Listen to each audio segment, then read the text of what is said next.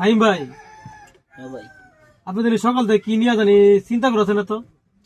চিন্তা করতেছি ভাই, খুবই মারাত্মক একটা বিষয় নিয়ে চিন্তা করতেছি। কি বিষয় ভাই, একটু বলা দেবো? বিষয়টা হইল, সবার বই দিয়ে ঝগড়া করলে যে তুমি আমার চেয়ে ভালো মানুষ, মানে আমার মতো ভালো মানুষ পাইছো দেখা এত সয়ে শান্তিতে আছো।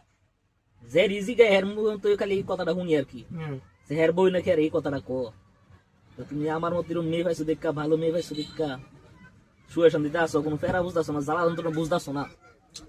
এখন ভাই চিন্তা করতেছি, যে বেচারার কপালের মধ্যে এটা সব ভালো মানুষ থুইয়া, ভালো মেয়ে থুইয়া খারাপ মেয়েটা পড়ছে, এর কি অবস্থা হইতেছে ভাই, আপনি একবার চিন্তা করে দেখছেন?